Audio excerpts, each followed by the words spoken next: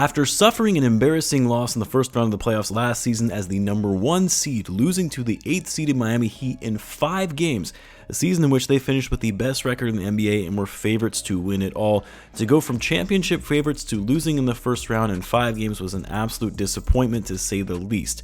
And with Giannis being extension eligible, but being adamant that he wasn't going to sign an extension unless it was clear to him that the organization, all the way down to the players, were aligned in their ultimate goal to win. And so the Bucks knew they had to do something. They had to make changes quickly to keep Giannis happy, to lock him in to a long-term extension and avoid him in a situation where he would demand a trade in the future. And so what did the Bucks do? Well, they would go on to fire their head coach Mike Budenholzer, a man who had coached them to a title just 2 years earlier. They extended Kris Middleton to a longer-term deal to show commitment to the current core that they had in place. But the biggest splash of all was, of course, swooping in the Damian Lillard sweepstakes and snagging him in a deal when everyone thought that he was going to be joining the Miami Heat. But I said this back when the Bucks initially made the trade for Dame. While landing a superstar and putting him alongside Giannis is a perfect pick and roll combo with loads of potential, at the same time I also felt this was a lot to give up for a player that was in his mid-30s on a max contract, one of the highest paid contracts in the league, paying him all the way through 2027. But more so than just the contract, but losing the heart of that team and their defensive anchor on the perimeter in Jrue Holiday, and that being a bigger loss than what people were making it out to be. The Bucks would also move on from Grayson Allen, who would be included in that 3-team trade that they would send to the Phoenix Suns, losing a great sharpshooter who can play off the ball in the catch and shoot. Like, as great as landing Dame was for the Bucks, you also can't deny that it was a big risk.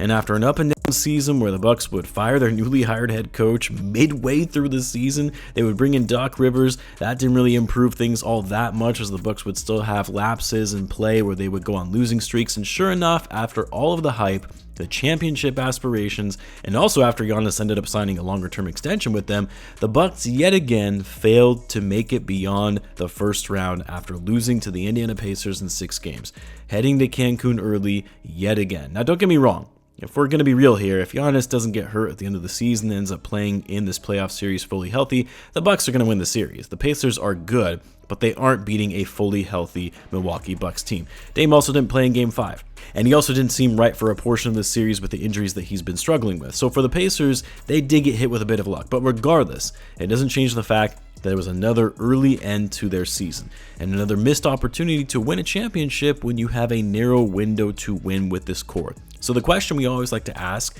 whenever we see a disappointing end to a team's season is, what's next? What's next for the Bucks going into the offseason? Where do they go from here? What can they do to improve the roster before it gets to the point where Giannis might start looking for a way out? As always, if you're new to the channel and you like this type of content, then be sure to subscribe to help the channel grow, and in return I'll be providing more NBA content like this. Now, let's lay out the basics here as it relates to the Bucks and their cap situation, free agents, assets they have at their disposal.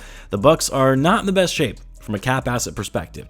They have $185 million in committed salary on their books going into next season if you include their first round pick salary, a pick I could potentially see them trading.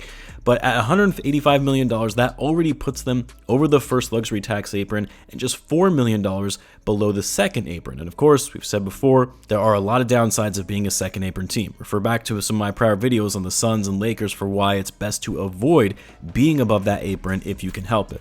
The Bucks' main free agents to be looking out for in this offseason are Malik Beasley, Patrick Beverley, Jay Crowder. Signing any of those guys is likely going to be putting them over the second apron, and really the only one I could see potentially coming back is Malik Beasley.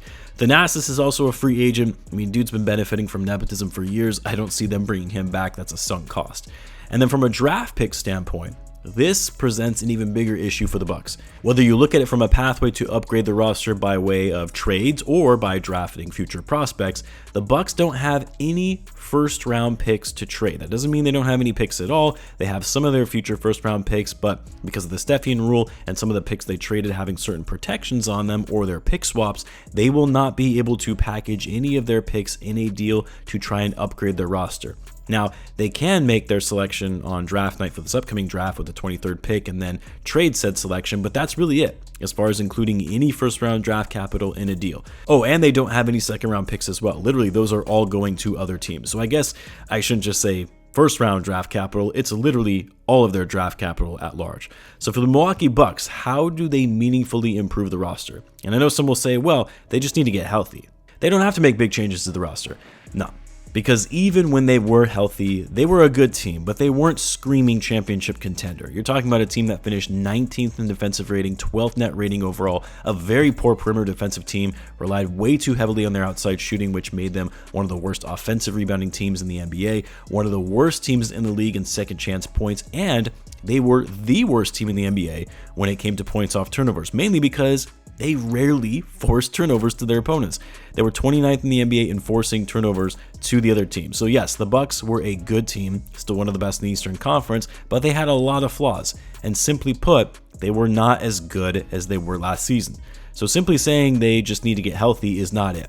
They need to improve their overall roster construction, and they need to get younger. They were the second oldest team in the NBA, only behind the Clippers. Now, we know they're not going to trade Dame or Giannis. Those are the untouchables on their roster, although if I was the Bucks, I would maybe take calls on Dame, just saying. A 33-year-old who is getting paid through age 36 at $63 million, and your team didn't get much better with him, yeah, I would gauge interest around the league, but I know they're not going to do that. But no, if you're the Bucks, you have to look at those main areas of need. Defense, particularly in the point of attack, and guys who are going to force turnovers and turn defense into offense. I would be looking at ways to figure out how to get off Pat Connaughton's contract. He still has 2 years left on his deal. Brook Lopez, who still has 1 more year on his deal at $23 million when he's going to be 37 years old. But honestly, the player they should be looking at most to trade, who has the highest value relative to his contract, is Bobby Portis. I know they love Bobby over there, the fans love him, but with the energy that he brings, his production, his ability to play hard on both ends of the floor, versatile big who can play the 4 and the 5, teams are going to be interested in Bobby. And it's a time where you can sell high for a player on a team-friendly deal, but likely won't be a part of your long-term plans. Another guy I would consider if the Bucks really do want to go all in and not think about their future at all, which has already been made clear given they traded away all of their picks, but exploring what they could get from Marjon Beauchamp. Young, athletic, high-energy player with some upside, but likely isn't going to fit their timeline and won't have an opportunity to develop on a win-now Bucks team. So I would look at guys like this and see if you can maybe get an Alex Caruso type player, which would pain me as a Bulls fan to see him join the Milwaukee Bucks, but AC is kind of exactly what they need in terms of filling out a lot of their weaknesses. Or maybe if they really want to try and go star hunting, or at least add another player on that level, a big name, you maybe look to ship out Kris Middleton and get a younger version of him. I know that's easier said than done, but if Middleton and his contract is an avenue to potentially make another big trade, then you have to look at it and see what you could potentially get in return. Like, would the Pelicans be interested in Middleton for Brandon Ingram? Maybe, maybe not. More so just saying everything with the exception of Giannis and Dame should be on the table, because this roster, as it's currently constructed, does not work. They're only getting older, and you're eventually going to get to a place where Giannis is going to look to go elsewhere where he can win more championships when he gets into his 30s, knowing that his time is going to be limited to do so. But yeah, it's going to make for a very interesting offseason for the Bucks, a team that has a very high payroll, no draft picks, and saw a first-round exit in the playoffs yet again. Let me know what you guys think and what you think the Bucks should do. Let me know in the comments. As always, be sure to subscribe, and I will see you in the next one.